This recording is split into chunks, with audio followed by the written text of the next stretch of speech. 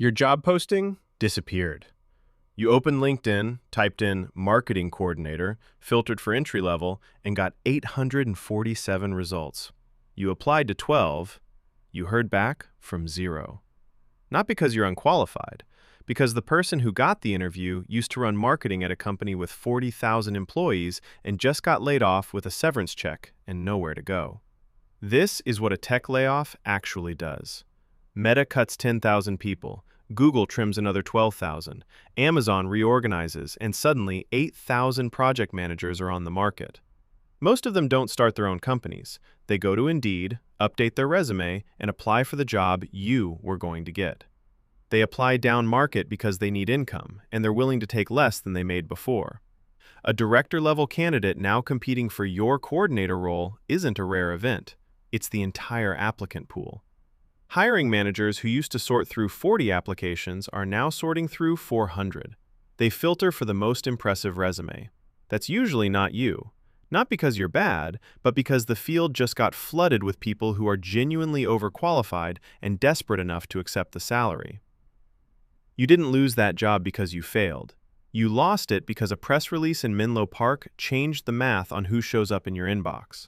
The tech layoff didn't just hurt tech workers. It quietly closed the door on everyone else first. Your raise got quietly canceled. A raise is supposed to be a reward. Show up, perform, earn more. That's the deal. Except companies don't calculate raises on loyalty. They benchmark them to market salary data. HR runs a report, compares what you make to what the market pays for your role right now, and if the gap is closed, the raise shrinks. When thousands of laid-off tech workers flood the market willing to work for 20% less than they made before, the market rate for your role drops. HR's benchmark resets. The software tells them you're already at or above the new market rate. Merit increase? 0%. Meets expectations. Thank you for your contribution. Your manager might genuinely believe this is fair. The system told them so. The system is just reflecting a labor market that got depressed by a wave of layoffs you had nothing to do with. You didn't get a pay cut, you got a freeze. Same number on the check, but inflation kept moving.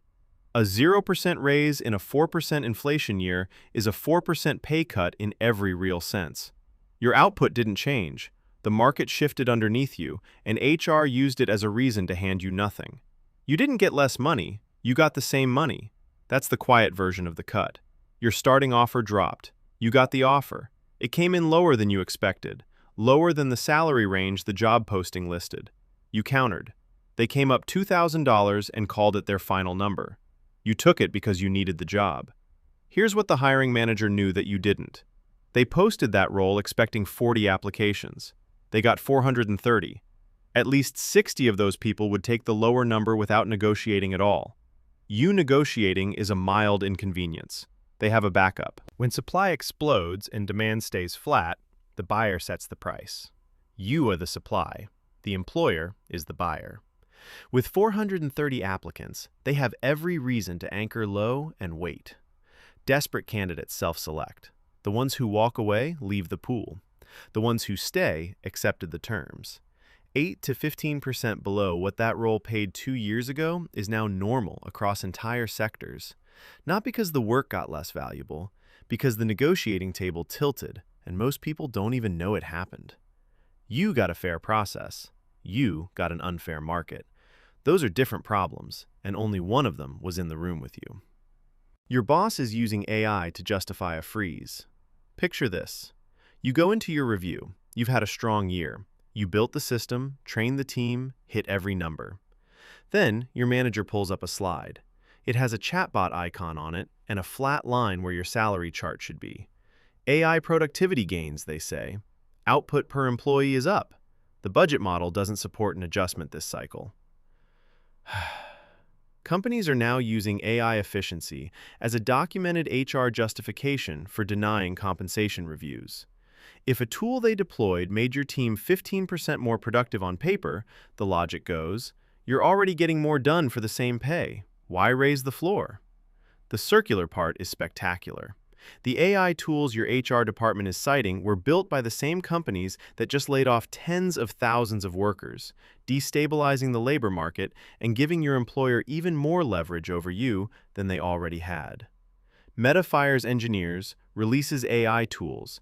Your company deploys those tools, then cites the productivity gains as proof they don't need to pay you more. The tool that replaced someone else's job is now the reason you can't get a raise.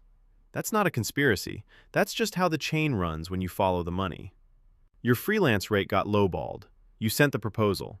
$85 an hour, your standard rate, what you've charged for 3 years. The client came back.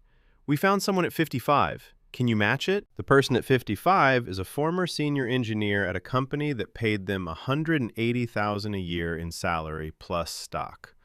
They were laid off 4 months ago. Severance ran out. They need bridge income. They don't need $55 an hour to feel good about themselves. They need $55 an hour to cover rent while they interview for their next full-time role.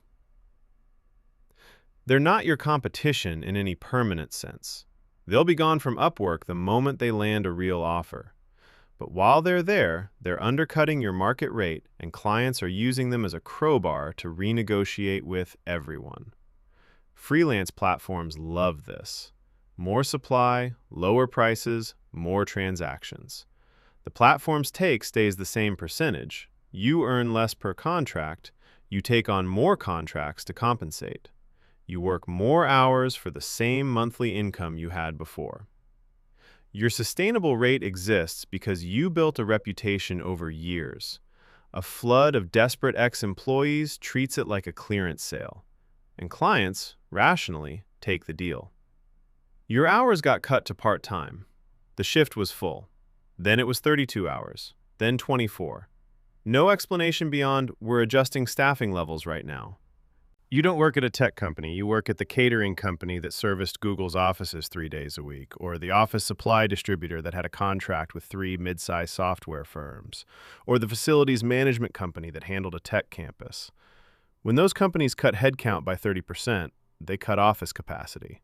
Fewer employees means smaller catering orders, fewer supply deliveries, less office space to maintain. The vendors who serviced those offices lose revenue. They don't do layoffs immediately because layoffs are expensive and visible. They cut hours first. Your schedule gets trimmed before the pink slip arrives. It's the quiet version of a layoff, the version that doesn't show up in the news cycle. The tech company's press release talked about headcount reduction and AI efficiency. It did not mention you, the person who made their lunches, who now makes $600 less a month and is still technically employed. The ripple travels farther than anyone in the press release thought to map. Your 401k match got suspended. Your paycheck looks exactly the same. Same gross, same net, same direct deposit hitting Tuesday morning. Nothing changed on paper. But something changed. Buried in an email from HR last quarter, subject line, "Important update to benefits," was a single sentence. Employer 401k matching contributions are paused, effective next month, pending a review of compensation structures. You might have skimmed it. Most people do. It doesn't feel like a pay cut because nothing on your pay stub moved, but your total compensation just dropped by 2 to 4% overnight. Here's the mechanism. Companies watching their industry peers announce layoffs start tightening preemptively. The 401k match is the easiest line item to suspend because it's invisible to the casual eye. It doesn't require renegotiating a contract, and the legal window for pausing it is wide. They don't need your permission. Every dollar they used to put in your retirement account is now staying in their operating budget. You are still funding your account. They just stopped matching. The number in your account grows more slowly. The gap between what you'll have at retirement and what you would have had compounds silently for years. You didn't get fired. You didn't get a pay cut. You got a benefit, quietly walked out the back door while HR sent a 4-sentence email about it on a Friday afternoon. Your side hustle income shrank. You've been driving on weekends for 2 years. The math used to work.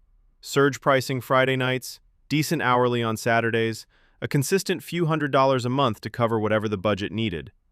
Then the app stopped showing surges as often. Base rates per mile stayed flat. Promotions that used to be reliable started appearing less.